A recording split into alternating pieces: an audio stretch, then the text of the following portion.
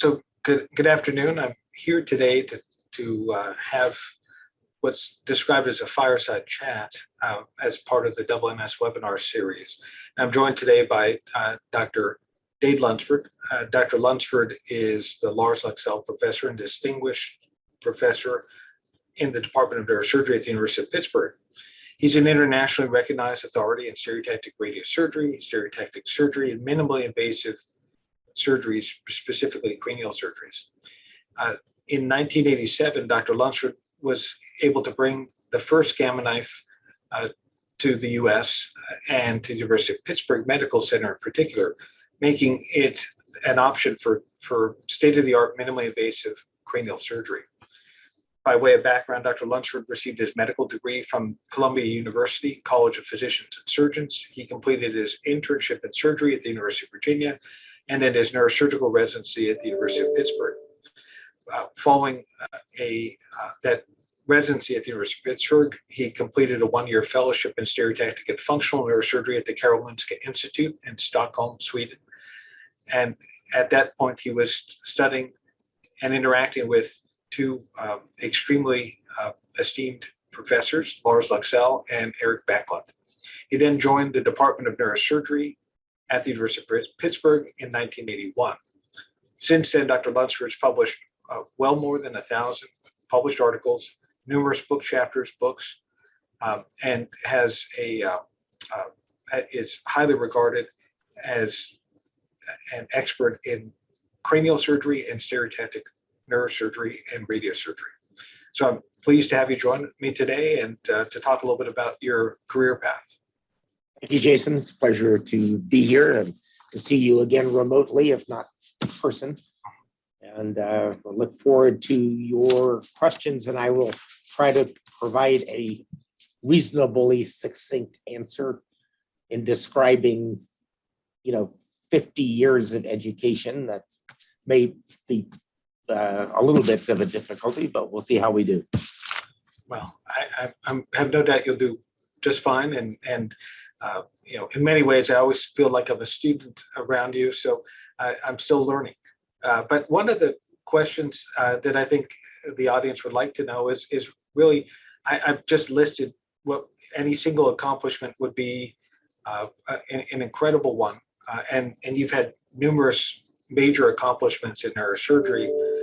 What about your legacy do you feel most proud of, and what do you want to be known for in the field of neurosurgery if we look 30 years from now or 50 years from now? Well, I think one of the things that first motivated me in the field, we could talk later about how it all got started, but the feeling that was pervasive in training to me was that somehow there's got to be a better way to achieve better outcomes. And several things went on during training which indicated that that might be a career focus. That is, can we do this in a simpler, perhaps more elegant, perhaps less complicated way that can achieve better outcomes? So that's really where the focus was. And to do that, a variety of technologies came into play in order to try to accomplish that goal. You have to realize that when I got started, and this was a major change in how neurosurgery was going to be practiced at that time. So when I arrived as a resident leaving UVA and coming here to do my training, day one arrived myself and the first CT scanner. And as soon as the first picture came up, I realized that this is revolutionary in terms of we are actually going to be able to look in the brains and detect pathology. And we've got to figure out ways to take care of these problems with less risk. So the first thing we worked on actually was development of image-guided techniques using stereotactic guiding devices, which I did during residency and developed a stereotactic technology. But then part two of that was to do the fellowship in Sweden. And my concepts that things could be simpler, less risky, and less invasive were exactly what was going on in Stockholm at that time under the direction of Lars Lexell and Eric Backlund. Part of what they did and what Lars did was to develop the gamma knife. And so that became an additional part of what I wanted to do. And finally, we were able to implement in 1987. You certainly had incredible opportunities, but and I dare say that in many instances, when I see someone who's highly successful in neurosurgery, it's maybe a small element of chance, but far more the prepared mind and the seizing of the opportunities that presented, and maybe integration, as you said, of some of the things around you into a way that shaped or changed the field. Many of us in neurosurgery, I think, are highly motivated. We've had academic accomplishments, and some of us have come from long lineages of neurosurgeons or clinicians. I did not. I think I've mentioned in past, many of my family members were attorneys, not physicians. But what sort of salient experiences in your life brought you to neurosurgery? You could have done, I'm sure, a number of other career paths. Why neurosurgery, and who and how shaped that for you?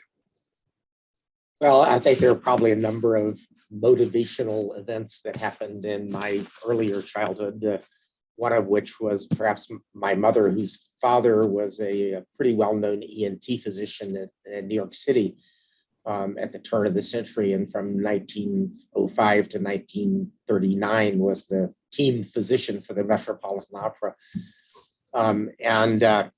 So I think maybe she groomed me secretly, and that I wanted to move up in the world from the ENT to the head.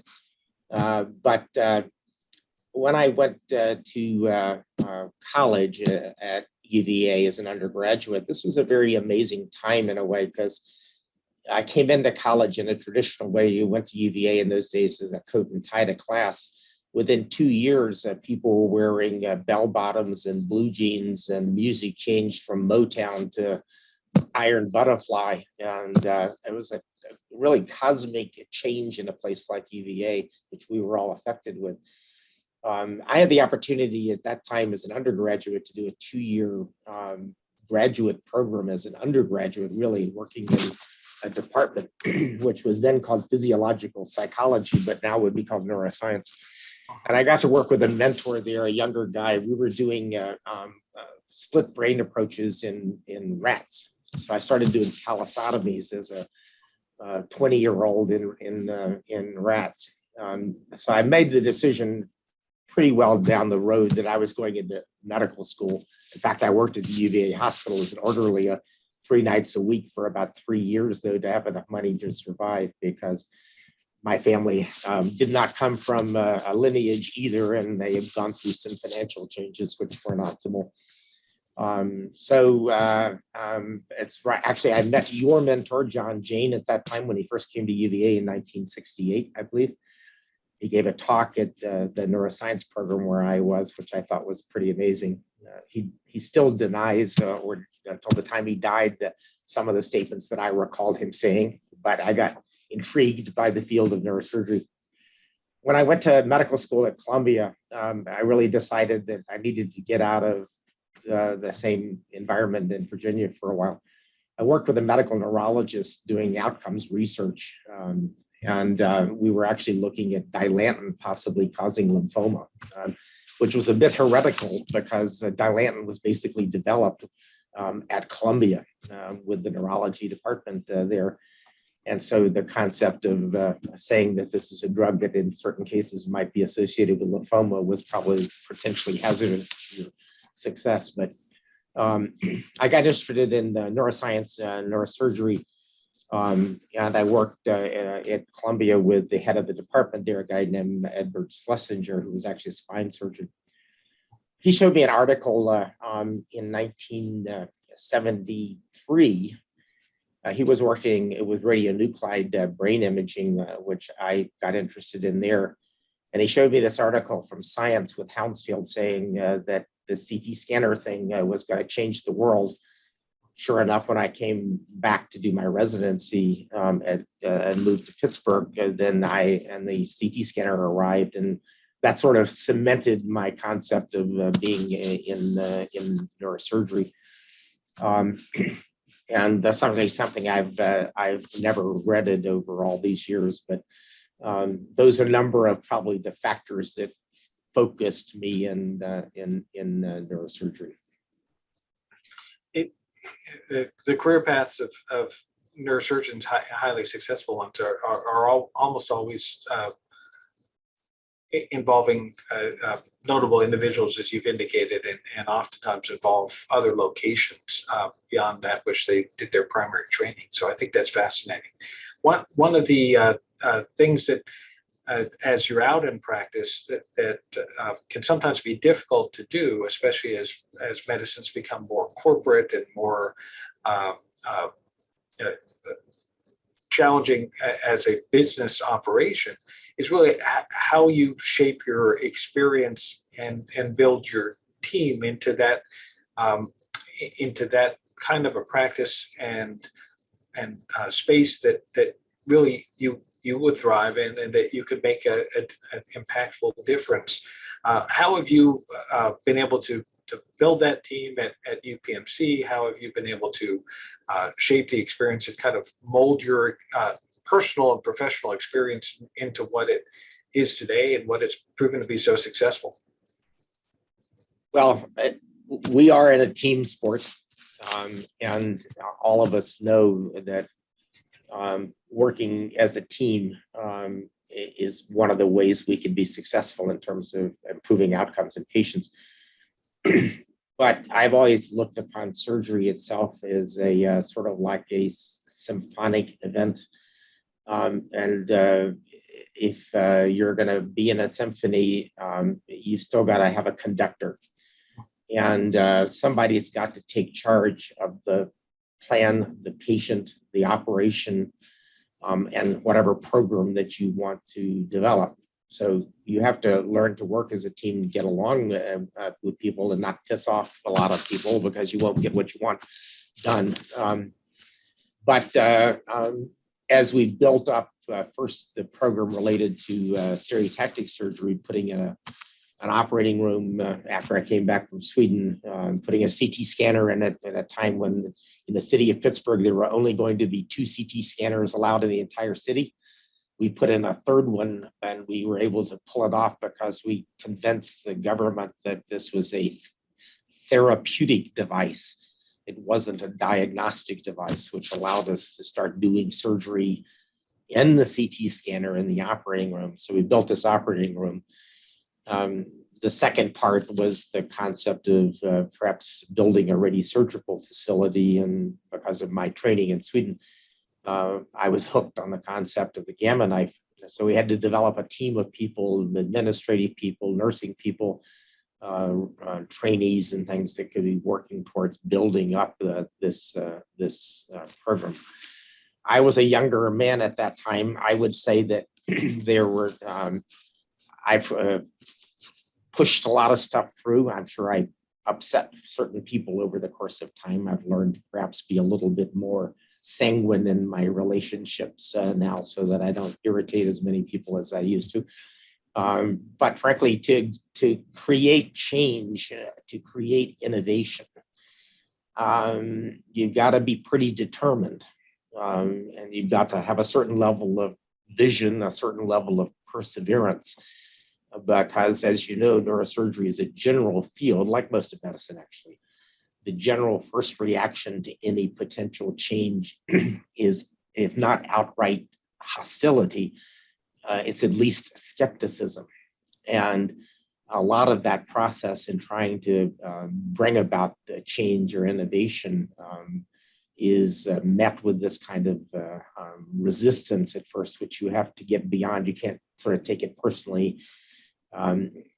There are a number of events, as we put in the gamma knife, for example, that historically are always fascinating. But the one that I regret the most was when we were getting letters of support for this, for the hospital leadership at that time to put in this unknown device, $3 million worth or something at that time, and then nobody knew what it did, nobody knew what it was for. We asked the head of the radiation oncology department to write a letter of support to the hospital president, he sent me the letter. And this is the most perfect letter I've ever seen written in the field of science, medicine, and innovation. And unfortunately, when I read the letter, I was so angry when I saw this that I balled it up and threw it in the trash because it's a historical artifact of great value. But basically, this is what the letter said. The president was a guy named Dan Stickler. Dear Mr. Stickler, I don't know what the gamma knife is, but I'm against it. It was signed by the head of radiation oncology. Wow.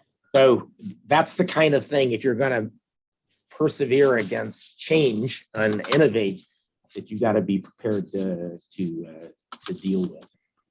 Well, it's clear that you've changed paradigms in so many ways over the years, not just with the gamma knife, but with other aspects of stereotactic neurosurgery.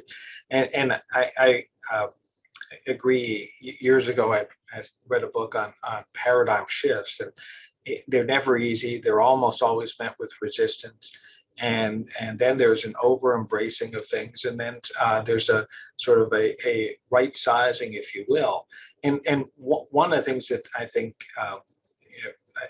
you've have exemplified in your career has been the purpose of education, myself included, and training of residents and fellows, and then two, the high quality science. So as you've shifted the paradigms in neurosurgery to what they are, be it for acoustic neuromas or brain metastasis or AVMs, just very different entities, that you've always brought individuals there, given them the opportunity to train and to learn. And then also you've brought incredible amounts of proof, if you will, probably some of the highest levels of proof that can be offered in neurosurgery.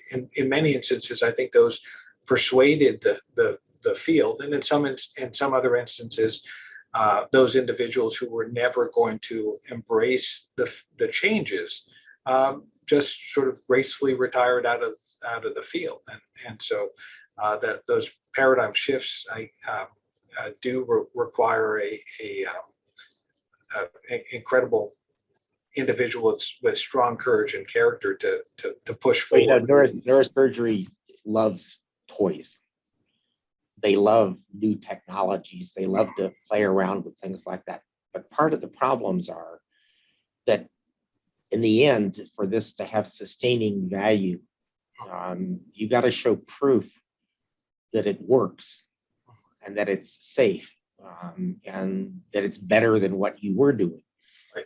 Now, I was not in any way the inventor of the gamma knife. I was maybe one of the earlier converts to realize the potential, but was lacking in that was evidence that it had long-term value. And so what we started to hear on day one when we did the first patient was setting up a system, a database mechanism to be able to record all of our patient data and outcomes. And then now over, of course, these 37 years or so, we've been able to create a database of over 17,500 patients. This has allowed adequate mining of the database to be able to have a variety of people. You have been a primary example, but others to be able to look at this and show that this has sustaining value. Now, like most technologies, of course, they end up being replaced by something else that has better value or has other merit, that less invasive or something like that. So I think that's really where the efforts went after the first installation, was to prove over the long run that it had value. In order to do that, several things: educational value and teaching others, trainees and residents and fellows and things like that, many who came from all over the world. But we also created a couple of entities that could help define this, one of which was the formation of the International Radiosurgical Society, ISRS, which was set up in Pittsburgh in 1981. 1991. Then subsequently, the data that the society or the consortium you're now head of, the International Radiosurgery Research Foundation, which was designed to really increase the level of evidence related to the long-term value of this type of work. And I think it's one of the things that's kept this in the armamentarium of neurosurgery for this many years, even though it's evolved over time and how it's used is evolved. But this whole concept of minimally invasive procedures, outpatient care of patients, no blood, and less resource intensive, no ICUs, no operating rooms, even though we do this sort of modified outpatient type of facility. If we look across the field of medicine right now, this is not the only thing that's going on doing this same way. I mean, we're doing outpatient spine surgery now and things. All of these things are part of the process of improving outcomes in neurosurgery. And that's why I think that what we tried to do here and what you and others have continued to persevere in is that whatever we're doing now, there's probably a way to do it better. And I tell residents all the time, we have not solved all the problems of neurosurgery. You got to pick a problem that you're going to solve or improve upon. That should be your goal. Probably some of what we've done has been a contribution in some ways, but there are still problems we need to solve, and that should motivate you, just as we were motivated all those years ago.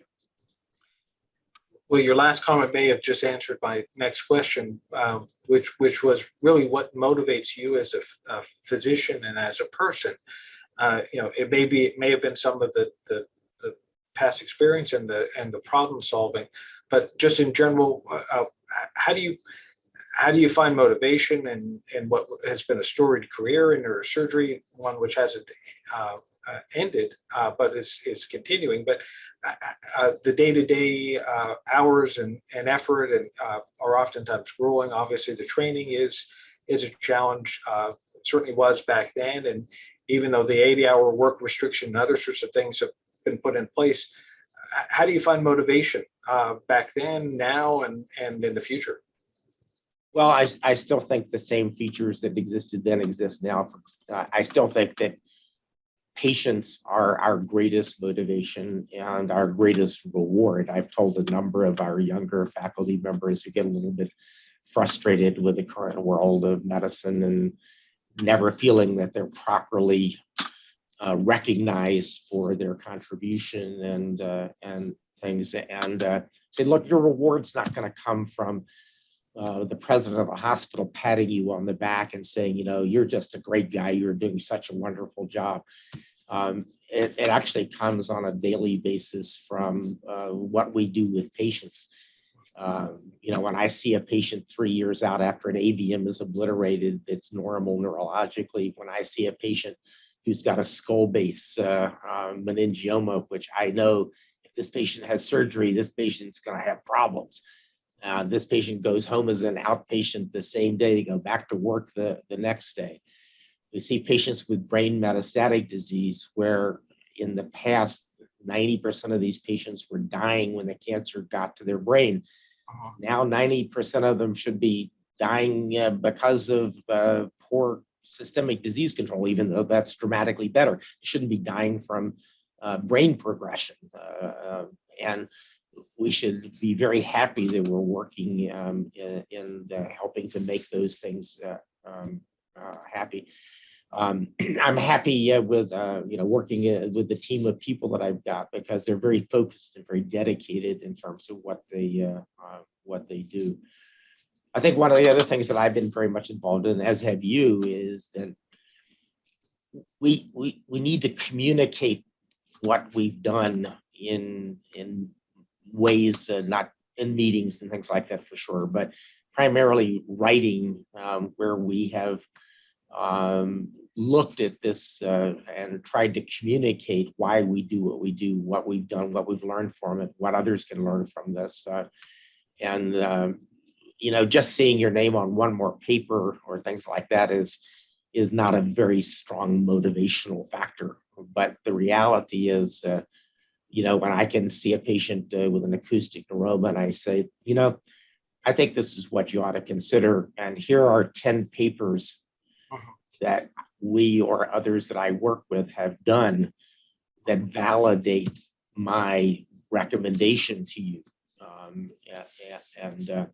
So I think education of the next generation, medical students, residents, fellows, has been also very strong motivational aspect of them, because most of these people, not you, but most of them are smarter than I am to begin with, and when you're surrounded by people who are probably smarter than you are and at least have as much energy as you have, you got to constantly demonstrate that what you're teaching, showing, are things that it has value, that it's reasonable. And I think I've also tried to be, as much as possible within my department. I've been, except for my fellowship year abroad, I've been here now in Pittsburgh 47 years, is to be a reasonable, motivational guy for other trainees, a reasonable role model in the sense of acknowledging successes, but also acknowledging failures, and emphasizing, okay, how can we do this better? So on a day-by-day basis, those are still the things that give me pleasure. And while I still stay in the game, I must confess I'm not as enthusiastic about getting up at 5:30 in the morning as I used to be. Well, it's you have done an incredible amount of things in your professional life. One of the things that I think current individuals getting into neurosurgery ask themselves is how they can balance work and life. The stresses of neurosurgery with maybe the stresses of a family or personal affairs. Any thoughts or recommendations or guidance that you could give to individuals who are coming into the field about entering into arguably one of the most challenging professions in medicine, and then trying to balance that with the rest of life? Yeah. I think the main thing to remember is, and I tell medical students and residents, look, you're making a lifestyle choice, not just a career choice. And in the pyramid of life, unfortunately, at the very top of this pyramid is going to be your chosen profession as a neurosurgeon. Now, that doesn't mean you can't have a life outside of that profession. But in a way, neurosurgery is almost overwhelming in the sense of its requirement for your focus and your diligence and things. And yes, it's important to have other aspects of your life. I've been married for 51 years to what I think is probably, she'll be beatified when it's done.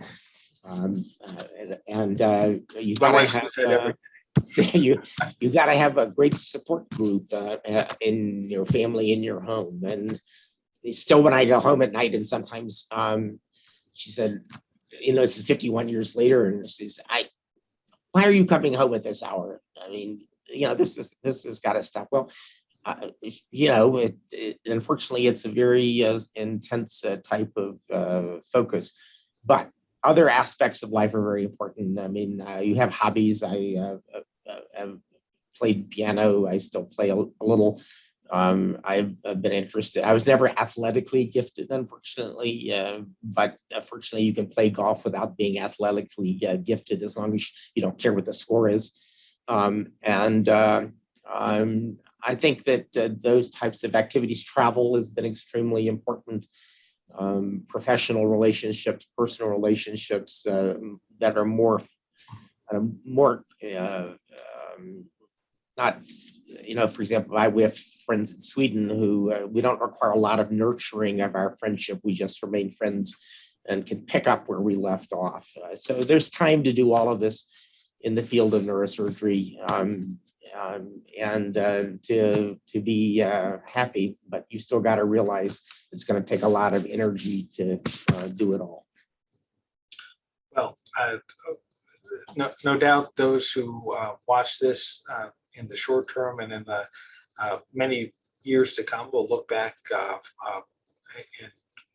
on the conversations hopefully fondly, and also gain a lot of insights into what's led to your successes, both personally and professionally. And I've enjoyed talking with you this afternoon, and appreciate you sharing some of these personal vignettes. And I'm confident that this will be a great addition to the NS webinar series. Thank you. Thank you. It's a pleasure talking with you always, Jason.